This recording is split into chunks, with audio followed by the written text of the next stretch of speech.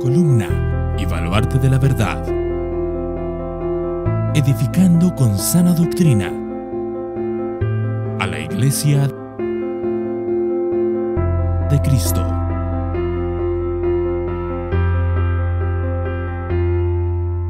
Hemos llegado a estas instancias de Mateo 10, 24 al 31. Bienvenidos. Vamos a leer, por favor, esos versículos 24 al 31. Dice así, vamos a leerlo alternadamente. Yo leo el 24, ustedes el 25 y así sucesivamente. En el 31 leemos todos juntos. Creo que estoy tapándoles aquí. ¿Está bien? Hace rato pusimos hasta aquí atrás el atril y no sé, o sea, me veía como a 100 kilómetros. Muy bien, vamos a leer. Dice así, el discípulo no es más que su maestro, ni el siervo más que su señor. Ustedes, por favor.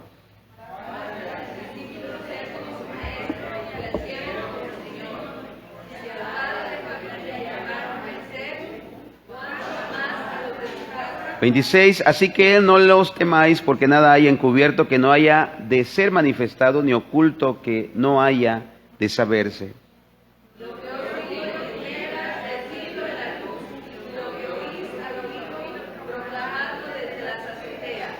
Siguiente, y no temáis a los que matan el cuerpo, mas el alma no puede matar. Temed más bien a aquel que puede destruir el alma y el cuerpo en el infierno.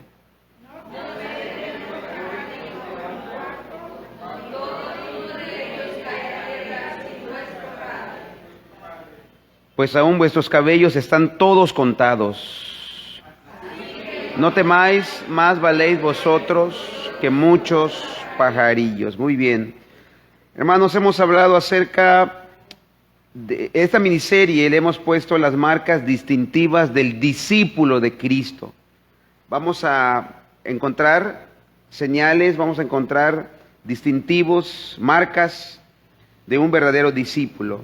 Hemos visto que el llamamiento de la gran comisión, ¿cuál es? Id y haced simpatizantes. ¿Cuál es el objetivo y el propósito de predicar el evangelio? Haced discípulos a todas las naciones. Por tanto, hacer discípulos es la obra central de la iglesia. Hacer discípulos es la obra central de los miembros de la iglesia de Cristo. La obra de llevar a hombres y mujeres a una relación salvadora con Jesucristo y ayudarles a crecer en el conocimiento y la semejanza de Cristo. En estos versículos Jesús presentó las características del discípulo fiel, indicó advertencias acerca del costo del discipulado, mencionó provisiones que Dios promete para sus verdaderos discípulos. El mensaje es lo suficientemente claro para que lo pudieran captar hasta el creyente más simple. Solamente la ceguera de la incredulidad voluntaria puede impedir que una persona entienda las palabras de Cristo hacia el camino de la salvación y la senda de la obediencia. Jesús identifica una definición amplia del discipulado en la que enumera 6 características. Estoy haciendo un breve recordatorio para que entremos al tema de hoy. El primero es esta característica. El verdadero discípulo de Jesucristo, ¿se acuerdan? Lo vimos la semana pasada. ¿Cuál es? Imita a su maestro.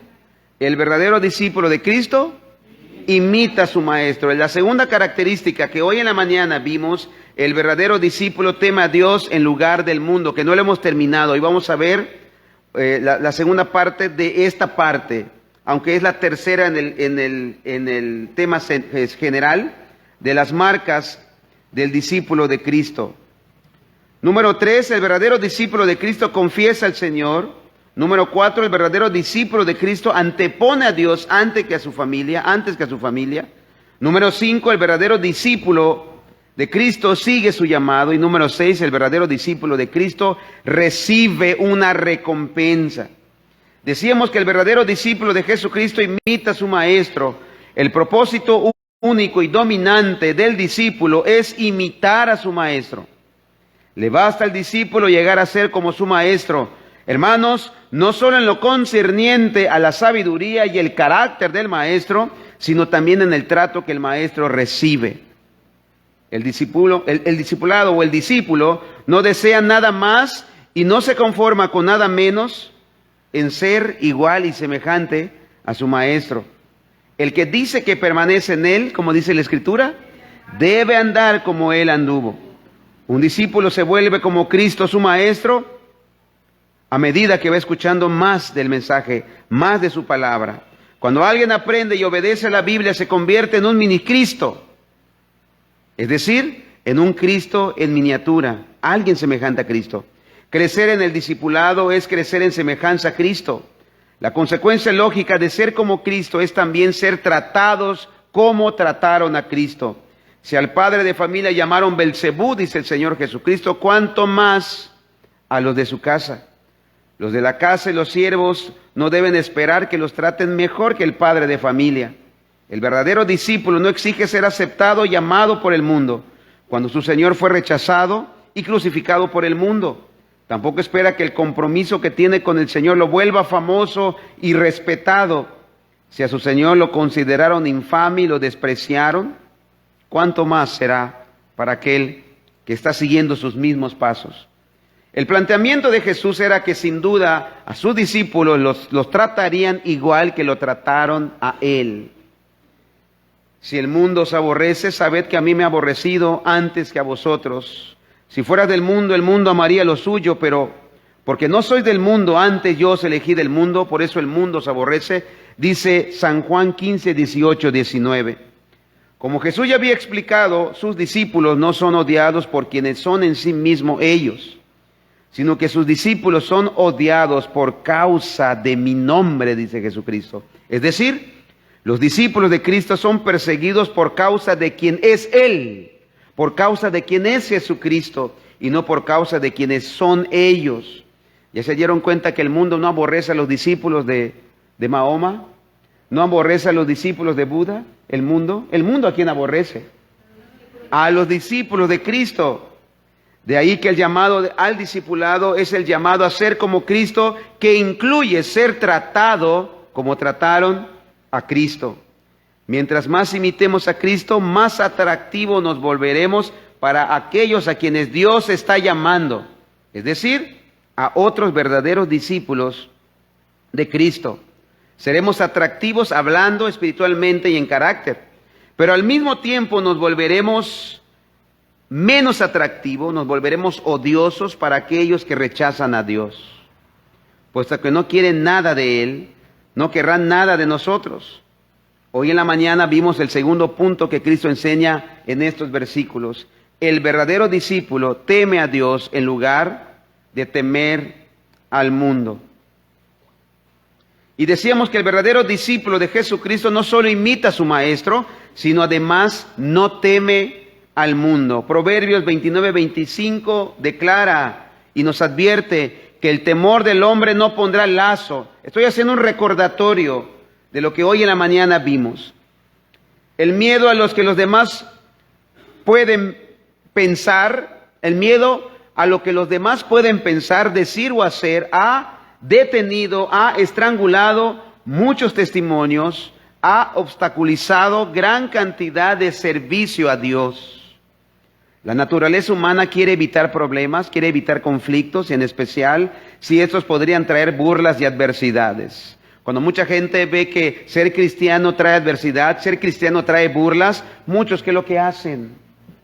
Se apartan, se alejan. Por naturaleza las personas no quieren ser menospreciadas, por naturaleza las personas no quieren ser maltratadas, y aún menos sufrir, y mucho menos morir.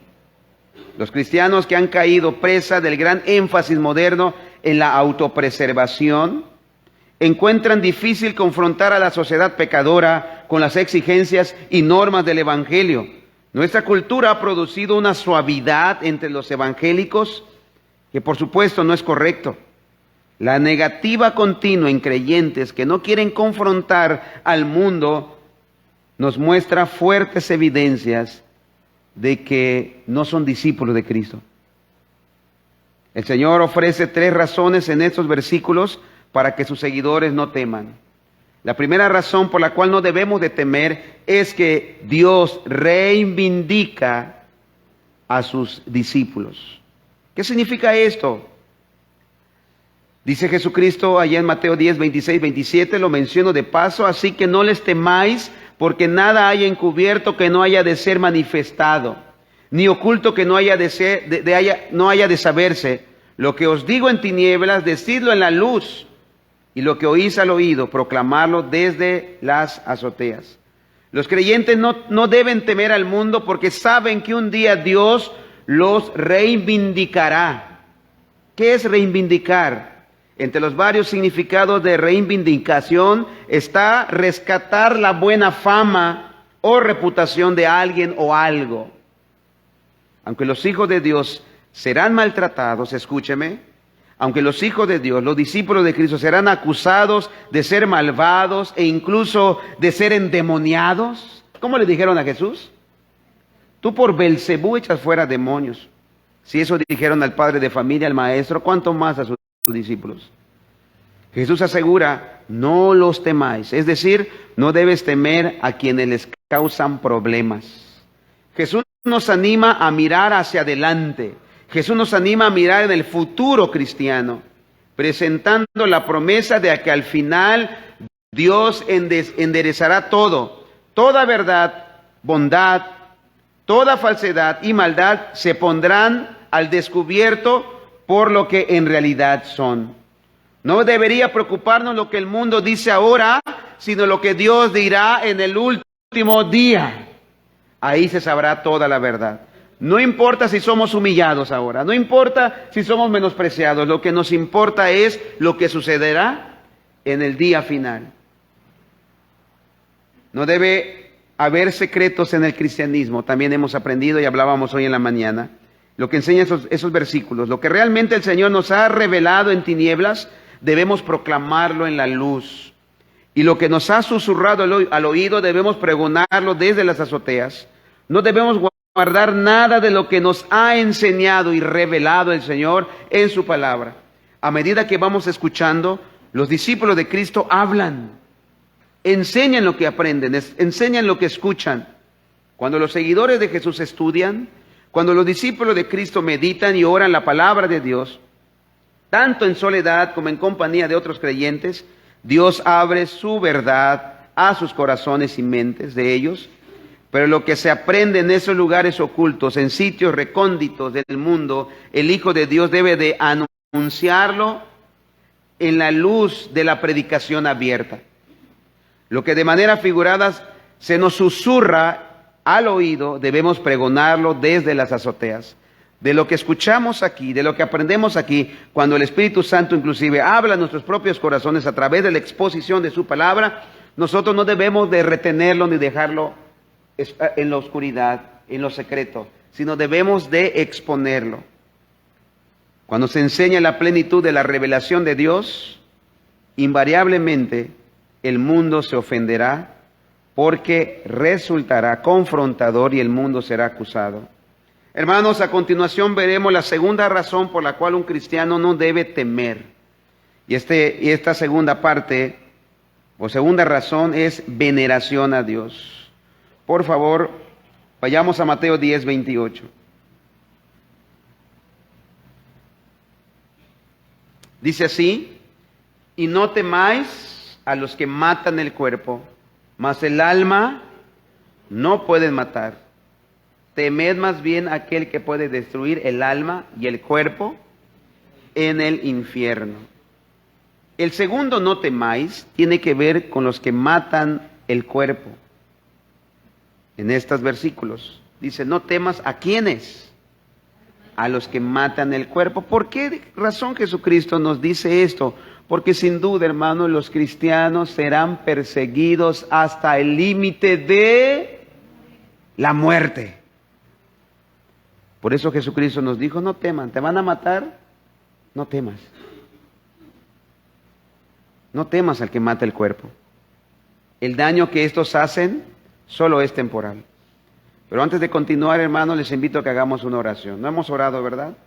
Vamos a orar. Padre, te doy gracias por esta noche. Gracias por permitirnos llegar a este lugar. Gracias por todos los que están reunidos en esta noche aquí.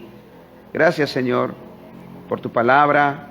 que la tenemos para exponer. En tu misericordia te ruego, Padre, por favor, que me ayudes a hablar. Ayúdame a exponer tu palabra con lealtad, con denuedo, Señor, con fidelidad. Prepara los corazones, ilumina las mentes y estas verdades, Señor, para mis hermanos, que sean para reconfortar sus almas. Ayúdanos, Padre, por favor. Fortalece nuestro espíritu a través de tu palabra. En el nombre de Jesús. Amén. Vuelvo a repetir, en este segundo no temas que Jesús nos muestra, nos dice, no temáis, y tiene que ver con los que matan el cuerpo. El daño que estos hacen, aquellos que matan el cuerpo, solamente es un daño temporal. Más bien debemos temer a aquel que puede destruir el alma y el cuerpo en el infierno.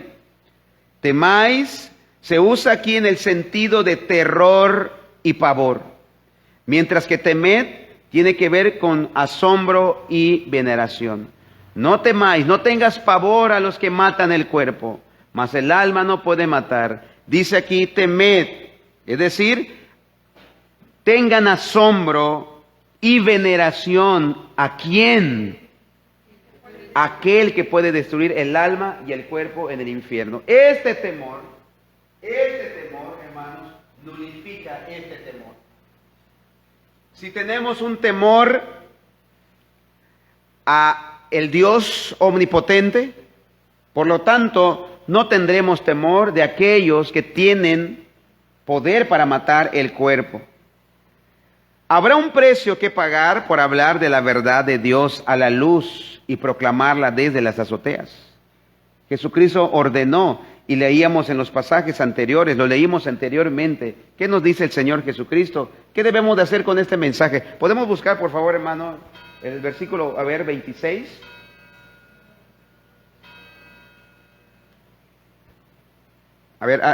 Anteriormente, hermano, por favor. Ahorita te voy a señalar. Desde el 24, por favor. El discípulo no es más que su maestro, ni el siervo más que su señor. Basta al discípulo ser como su maestro y al siervo como su señor. Si al padre de familia lo ofendieron, le dijeron que estaba endemoniado, inclusive le dijeron que era Satanás mismo, Belcebú, ¿cuánto más a sus hijos, a sus discípulos, a los de su casa? Por favor, siguiente. Así que no les temáis, porque nada haya encubierto que no haya de ser manifestado, ni oculto que no haya de saberse. Eso es lo que acabamos de ver. Lo que os digo en tinieblas, es decir, lo que les enseño, dice Jesucristo, a ustedes en un lugar aparte, díganlo ustedes a la luz. No retengan lo que les he enseñado. No guarden lo que escuchan. No detengan lo que ustedes aprenden. ¿Qué dice el Señor? Proclamarlo desde las azoteas. Lo que oís al oído, proclamarlo desde las azoteas. Lo que escuchan aquí, en las reuniones, en las enseñanzas, los miércoles, sálganlo y anúncienlo. Siguiente, por favor. ¿Qué va a suceder cuando anunciemos estas verdades que el Señor nos ha dicho que lo anunciemos? Vamos a ser amenazados de muerte. No temáis a los que matan el cuerpo, mas el alma no puede matar. Temed más bien a aquel que puede destruir el alma y el cuerpo en el infierno. Mire que dice Lucas. Lucas nos dice ahí en Hechos 21, 10 al 11, por favor. Hechos 21, 10, 11.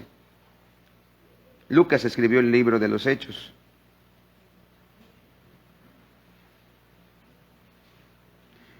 Cuando Pablo decidió ir a Jerusalén, a pesar de las muchas advertencias de sus amigos, dice así, Hechos 21:10, y permaneciendo nosotros allí algunos días, descendió de Judea un profeta llamado Agabo, versículo 11, quien viniendo a vernos, tomó el cinto de Pablo y atándose los pies y las manos dijo, esto dice el Espíritu Santo, así atarán los judíos en Jerusalén al varón de quien es este cinto, y le entregarán en manos de los gentiles. Cuando los amigos del apóstol comenzaron a lamentarse por la noticia, Pablo declaró, 21:13, por favor, 2 versículos después. Entonces Pablo respondió. Bueno, vamos a leer el 12, hermano, por favor. Al oír esto, le rogamos nosotros y los de aquel lugar que no subiese a Jerusalén. No vayas a Jerusalén, Pablo, porque ahí te van a presar, corres el riesgo de ser asesinado. Siguiente. Entonces Pablo respondió, ¿qué hacéis llorando y quebrantándome el corazón? Porque yo estoy dispuesto no solo a ser atado, mas aún a morir en Jerusalén por el nombre del Señor Jesús. Pablo no tenía miedo de aquellos que solamente matan el cuerpo. Él ya había manifestado ahí en Hechos 20:24, por favor. Dice el apóstol Pablo, de ninguna cosa hago caso, ni estimo preciosa mi vida para mí mismo. Pero de ninguna cosa hago caso, ni estimo preciosa mi vida para mí mismo, con tal que acabe mi carrera con gozo y el ministerio que recibí del Señor Jesús para dar testimonio del Evangelio de la gracia de Dios. Sin embargo, tales personas e incluso el mismo Satanás no pueden matar el alma. ¿Pueden hacerle daño al cuerpo? Sí. ¿Pueden amenazarnos y torturar el cuerpo? Sí, por supuesto, pero eso será un instante. Inclusive Satanás lo puede hacer, pero no pueden hacerle daño al alma. La muerte física es el daño máximo que pueden producirnos, mas no pueden tocar el alma. No pueden tocar el ser eterno. Incluso los cuerpos que se destruyen resucitarán un día y se volverán inmortales. Ahí en 1 Corintios 15:42 nos muestra esta profunda y gran verdad. Aún este cuerpo resucitará y resucitará un cuerpo inmortal. Ahí en 1 Corintios 15:42. Así también es la resurrección de los muertos. Se siembra en corrupción este cuerpo, resucitarán en incorrupción. Un cuerpo incorruptible. Debe quedar claro entonces, hermanos, que destruir aquí en Mateo 10:28, la palabra destruir no significa aniquilación, no significa aniquilar o dejar de existir. Y no temáis a los que matan el cuerpo, mas el alma no puede matar. Temed más bien a aquel que puede destruir el alma. Pero la palabra aquí destruir no significa aniquilar. Los perdidos no pueden dejar de existir, sino que irán al castigo eterno, dice allá en Mateo 25:46, castigo eterno. Si fuera aniquilación, ya no sería eterno. El alma estará ahí, inclusive el cuerpo estará ahí para ser atormentado. Y los perdidos estarán ahí en el castigo eterno, en sus cuerpos resucitados, tal como irán los justos a la vida eterna, en sus cuerpos resucitados. E irán esos al castigo eterno y los justos a la vida eterna. Ambos resucitarán, tanto los justos como los injustos, los impíos. Pero sus cuerpos resucitarán, pero unos resucitarán para estar en un lugar de gozo y otros resucitarán para estar en un lugar de tormento eterno. Hermanos, la palabra que ahí en Mateo 10:28 aparece para destruir, no transmite la idea de extinción, sino la idea es de una gran pérdida o de una gran ruina. Pablo usa el mismo término en 2 a los Tesalonicenses 1:9, donde explica que se trata de eterna perdición. 2 a los Tesalonicenses 1:9. Los cuales sufrirán pena. ¿Qué pena sufrirán? De eterna perdición. Ahí será destruida el alma. Eso significa que el alma será destruida, el alma será arruinada, estará en pena perdición, excluidos de la presencia del Señor y de la gloria de su poder. Aquí esta frase de eterna perdición es una frase que no tendría sentido si perdición significara aniquilación, la cual por definición no puede ser eterna. Lo que se aniquila deja de existir, pero no es esta la idea, lo que quiere decir Mateo 10:28. El planteamiento de Jesús aquí es que el único temor que un creyente debe de tener es aquel que puede destruir el alma y el cuerpo en el infierno. ¿Y esto quién lo puede hacer? Solamente uno lo puede hacer. Dios. Solo Dios puede hacer eso. En los últimos días, Satanás mismo será lanzado al infierno. Ahí en Apocalipsis 20:10 dice claramente que él mismo será echado al lago de fuego. Por favor, hermano. Y el diablo que los engañaba fue lanzado en el lago de fuego y azufre, donde estaba la bestia y el falso profeta, y serán atormentados día y noche por los siglos de los siglos. Esto muestra que tal dominio le pertenece únicamente al Señor y no a Satanás, como algunos erróneamente creen. Algunos creen y piensan que el diablo estará ahí en el infierno atormentándolos eternamente. No, el mismo diablo, Satanás, estará también en el infierno, en el lago de fuego, siendo atormentado. ¿Por quién creen que será atormentado? ¿Por quién creen? Por Dios. La ira de Dios será descargada ahí. Escuche qué interesante es esto. La ira de Dios será descargada ahí en el infierno eternamente. Solo hay una manera de huir de esa ira de Dios. Hay en otro lugar donde Dios descargó su ira. Existe otro lugar donde Dios descargó su ira. ¿Sabes en dónde? En la cruz. Así que la única manera de huir de esta ira es yendo a la cruz. Ahí Cristo pagó. Él absorbió la ira por aquellos que pongan su fe en Él. Pero si tú no quieres poner tu fe en Jesucristo y quieres pagar tú mismo tus propios daños, quieres hacerte cargo tú mismo de tus propios daños, adelante. Ahí lo pagarás eternamente y para siempre. Así que Mateo 10:28 dice a quién debemos de temer antes de temer al hombre. Temer a aquel que tiene poder para que nos destruya nuestra alma y el cuerpo en el infierno. Miren cómo lo menciona. Aquellos que irán al infierno con cuerpo. ¿Se acuerdan del mendigo? Tenía sed. ¿Se acuerdan? Hay una llama aquí que me atormenta. Sentía, miraba, alzó sus ojos, dice. Perdón, el rico. El rico alzó sus ojos, estaba en un lugar de tormento, tenía sed. Así que, hermanos, Mateo 10:28, pero temed. Temed aquel que tiene ese poder. Pero esta palabra, temed que aparece en Mateo 10:28, no tiene que ver con terror o pavor, sino con asombro y honor reverencial. No es que un creyente esté en peligro de que su alma y su cuerpo vayan a ser lanzados al infierno, porque su destino eterno es el cielo. La capacidad de Dios para destruir tanto el alma como el cuerpo en el infierno se menciona aquí solo para contrastar el poder ilimitado y permanente del Señor con el poder limitado y poder de Satanás.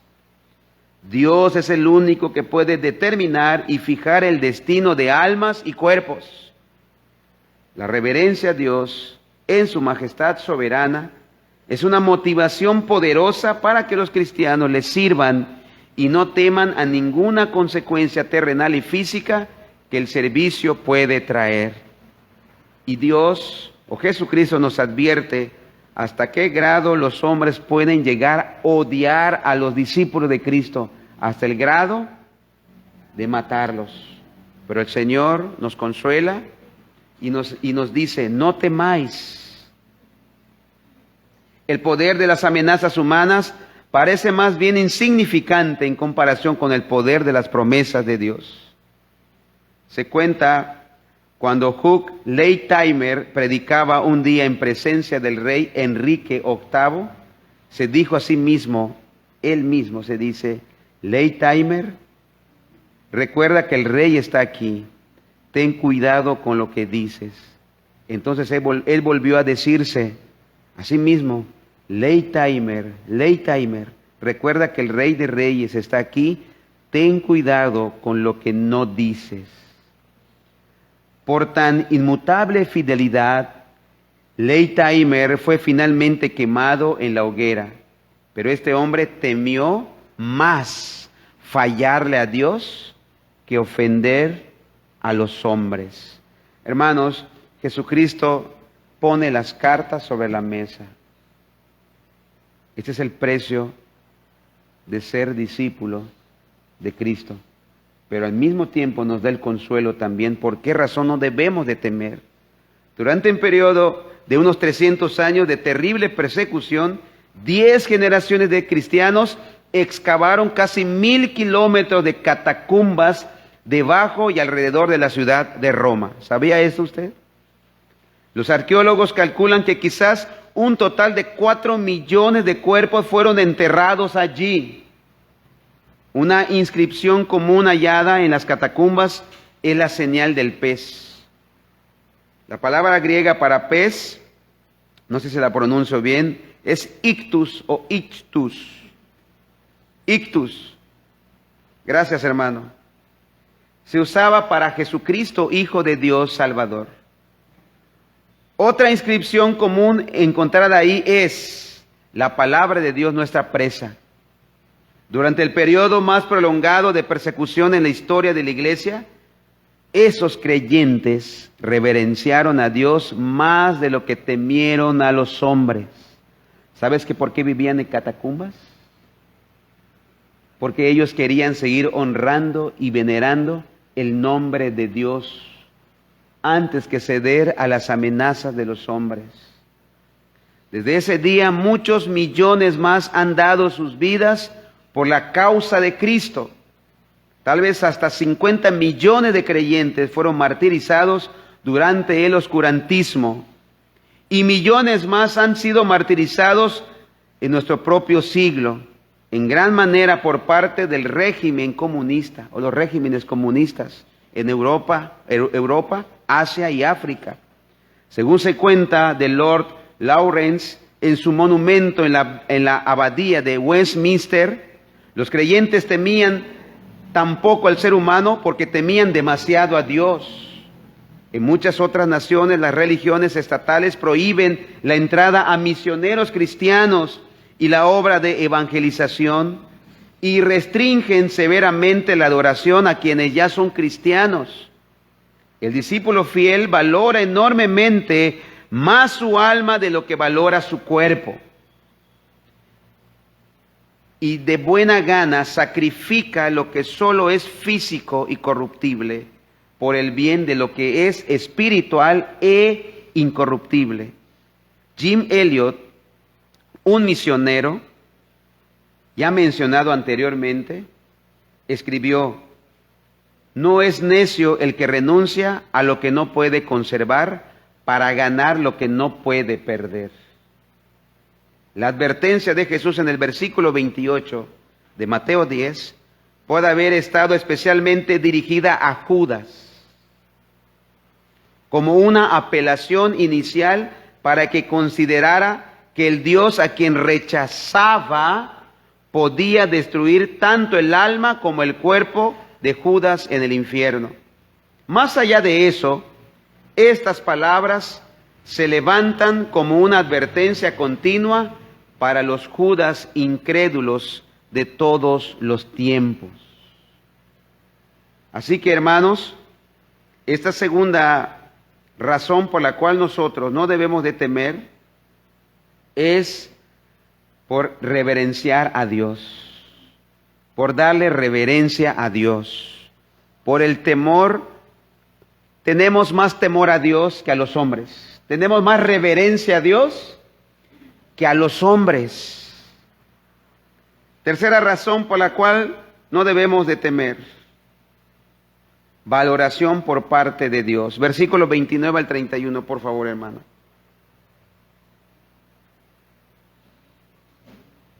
Dice así: ¿no se venden 2 pajarillos por 1 cuarto? Con todo, ni uno de ellos cae a tierra sin vuestro Padre. Por favor, siguiente. Pues aún vuestros cabellos están todos contados. Siguiente. Así que, de nuevo dice el Señor, ¿qué nos dice? No temáis, más valéis vosotros que muchos pajarillos. De nuevo dice el Señor, no temáis. Hay una razón más por la cual no debemos de temer, por ser cristianos, por ser discípulos de Jesucristo. Jesús asegura a los 12 y a todo aquel que alguna vez confiaría en Él, que son muy amados por su Padre Celestial. No temas. ¿Por qué no debemos de temer? Porque son muy amados por vuestro Padre Celestial. Con divina intimidad e intensidad el Señor ama y valora a quienes le pertenecen y no permitirá que les acontezca ningún perjuicio permanente. Un asarión era la moneda más pequeña en circulación en la época de Jesús y valía la 16ª parte de un denario, el salario diario promedio de un obrero. Con uno de esos cuartos podían comprarse 2 pajarillos o gorriones, que eran tan comunes y relativamente sin valor alguno en los tiempos del Nuevo Testamento como lo son hoy en día. A menudo se servían gorriones asados como comida barata para picar, algo así como una botana o entremés. Con todo, ni uno de esos pajarillos cae a tierra sin el consentimiento, sin el permiso de vuestro Padre, expresa Jesús. Escuchen, por favor. Ni siquiera la más insignificante de las avecillas puede caer, es decir, puede morir sin el conocimiento de Dios. En algunos usos griegos, la palabra para cae se traduce como brinco, en cuyo caso un gorrioncillo ni siquiera puede brincar en el suelo sin que Dios lo sepa. La idea es que ni siquiera el movimiento más mínimo puede suceder de algo tan insignificante como un pajarillo sin que Él lo sepa. El conocimiento que Dios tiene de nosotros, hermanos, de sus discípulos, es tan detallado y su interés en nosotros es tan profundo que aún nuestros cabellos, dice Jesús, están todos contados. Se dice que el cálculo promedio de cabellos en la cabeza humana asciende a 140,000. ¿Alguna vez lo ha contado? Lo que significa que algunas personas tienen más que eso, por supuesto. Si quieres, cuéntalo hoy en la noche, para salir de dudas. Dios, quien posee conocimiento total de cada ser humano, eso está dando a entender, conoce cada detalle de sus discípulos, de lo más mínimo, inclusive cada cabello. Dios, quien posee conocimiento total, inclusive de cada ser humano, ejemplifica aquella omnisciencia mediante este detalle poco común y espiritualmente irrelevante, podríamos decir, en relación a la cantidad de cabellos en la cabeza de un individuo. Atención, si Él toma nota de cosas como esa, ¿cuánto más se interesará por asuntos espirituales de mucha mayor consecuencia? Jesús ofrece entonces una tercera exhortación de la orden no temáis. Versículos, por favor, 26 y 28 leemos. Lo comparamos. Así que no los temáis, porque nada haya encubierto que no haya de ser manifestado, ni oculto que no haya de saberse. Por favor, 28 de nuevo.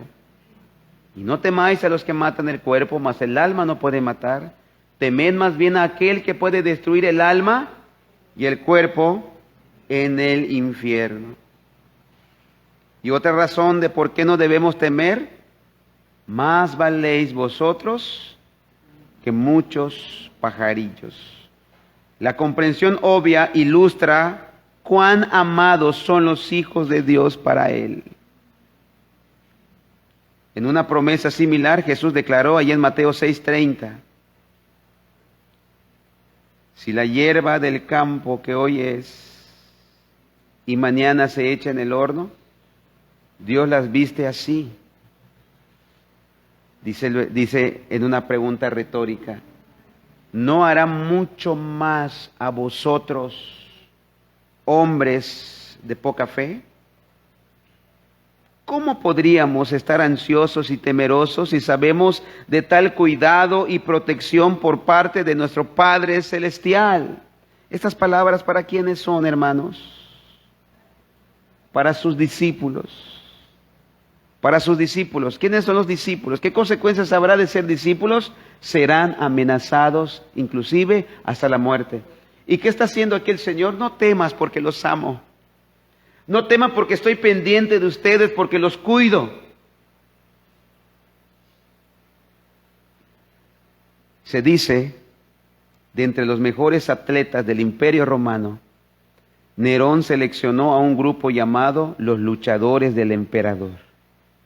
Su lema era: nosotros los luchadores luchamos por ti, oh emperador, a fin de ganar para ti la victoria y de ti la corona de victoria. Ese era el lema de estos luchadores del emperador. Los luchadores también eran soldados y a menudo eran enviados en campañas militares especiales. En cierta misión en la Galia, la moderna Francia, muchos de los luchadores se convirtieron a Cristo. Por favor, escuche esto. Al saber la noticia, Nerón ordenó al general Vespasiano que ejecutara a todo luchador que se negara a renunciar a Cristo y a jurar lealtad tanto religiosa como militar al emperador. Las órdenes del monarca fueron recibidas al final del invierno, cuando los hombres acampaban a la orilla de un lago congelado. Cuando Vespasiano reunió a los soldados y le preguntó, ¿cuántos eran cristianos? 40 hombres dieron un paso al frente.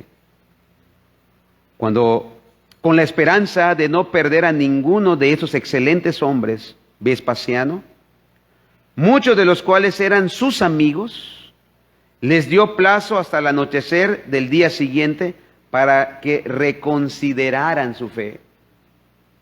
Pero a la hora dada, todos ellos seguían negándose a renunciar a Cristo. A fin de que no murieran a manos de sus compañeros, el general ordenó a los 40 hombres quitarse la ropa y caminar desnudos sobre el hielo. Durante toda la noche los soldados en la orilla pudieron oír a los 40 hombres sentenciados cantando triunfalmente: 40 luchadores luchando por ti, oh Cristo, a fin de ganar para ti la victoria y de ti la corona de victoria. 40 luchadores luchando por ti, oh Cristo, a fin de ganar para ti la victoria y de ti la corona de victoria. Cantando ellos toda la noche. 40 luchadores luchando por ti, oh Cristo, a fin de ganar para ti la victoria y de ti la corona de victoria. El canto se hizo más débil cuando se acercaba la mañana, y al amanecer una figura solitaria se devolvía y se acercaba al fuego. El hombre confesó que su fe no era suficientemente fuerte para enfrentar la muerte. Este hombre había renunciado a Cristo. Cuando Vespasiano oyó entonces los débiles compases de los 39 luchadores, que decían ellos, ahora ya no decían 40 hombres luchadores, decían 39 luchadores luchando por ti, oh Cristo. 39 luchadores luchando por ti, oh Cristo, con este cántico que ellos decían. 39 luchadores por ti, oh Cristo, a fin de ganar para ti la victoria y de ti la victoria. Cuando escuchó esto Vespasiano, porque él había escuchado antes que eran 40. ¿Sabes qué sucedió con Vespasiano? Se conmovió tanto que se despojó de su armadura y de su ropa y salió marchando para unirse a los otros, gritando mientras corría: 40 luchadores luchando por ti, oh Cristo, a fin de ganar para ti la victoria y de ti la corona. ¿Sabes qué sucedió con este hombre? Se convirtió a Cristo por el valor que mostraban aquellos por su Señor y por su Salvador. Al mostrar este valor, hermanos, no sabes lo que puede acontecer con tu verdugo. Si quizás se convertirá. Aquellos que se burlan de ti, aquellos que te amenazan a muerte, aquellos que te mofan, al mirar tu fe, al mirar tu valor, no sabes tú si ellos se convertirán. Hermanos, termino con esto. ¿Qué hay que hacer con esta verdad? ¿Qué harás tú con estas verdades que Jesucristo nos ha enseñado? No temáis. No temas al hombre. Más bien teme a aquel que tiene poder para destruir el alma y el cuerpo en el infierno. No temas al hombre que puede matar solo el cuerpo. Teme a aquel que tiene poder para destruir el alma y el cuerpo en el infierno. No temas, porque vuestro Padre Celestial los ama, les dice a sus discípulos. ¿Qué harás con esto? ¿Seguirás o te acobardarás? ¿Te acobardarás ante las burlas? ¿Te acobardarás ante las amenazas? ¿Qué cambios produce esto en tu pensamiento, hermano? ¿Seguiremos siendo igual? ¿Qué cambios producirá esto en tus emociones, en tu voluntad? Hermanos míos, debemos ser valientes proclamando las verdades de su palabra. Lo que oímos aquí, debemos de salir y anunciarlo en las azoteas. Dice que todo mundo escuche lo que la palabra de Dios habla. Hermanos míos, debemos de mirar que Dios tiene cuidado de sus verdaderos hijos. Así que debemos de caminar seguros y confiados. Debemos de tener cuidado con el temor del hombre, cuidado con este pecado. Cuidado con el pecado del temor del hombre y la falta de fe en la palabra de Dios. No temas, ciertamente, es un mandamiento. ¿No es así? No temas. Y al mismo tiempo también es un consuelo para los discípulos de Cristo. No temas. Tenemos el ejemplo de nuestro Maestro, de nuestro Señor Jesucristo. Si Él dio todo por mí, ¿qué fue lo que dio Jesucristo por tu salvación? Dio su propia vida en sacrificio y sufrimiento. Fue una muerte sacrificial. Así que por tanto, hermanos, también nosotros debemos estar dispuestos a dar nuestra vida en sacrificio por amor a nuestro Salvador. Debemos evitar el error de un cristianismo light, de un cristianismo humanista, apático, temeroso de los hombres. Cuidémonos de caer en ese cristianismo. Así que, amados, tenemos el reto de ser verdaderos discípulos de Cristo. Mirémonos y comparémonos a la luz de estas marcas, de estas señales del discipulado que marcó Jesús, el Señor y Maestro. De nuevo pregunto, como la semana pasada preguntamos, ¿cómo está tu discipulado? No me respondas. ¿Cuántos de aquí se consideran discípulos de Cristo? Aún dispuestos a seguir a pesar de las amenazas, a pesar de las burlas. Pero el Señor, el Maestro, nos dice, no temas, no temas. Vamos a ponernos de pie, hermanos, por favor.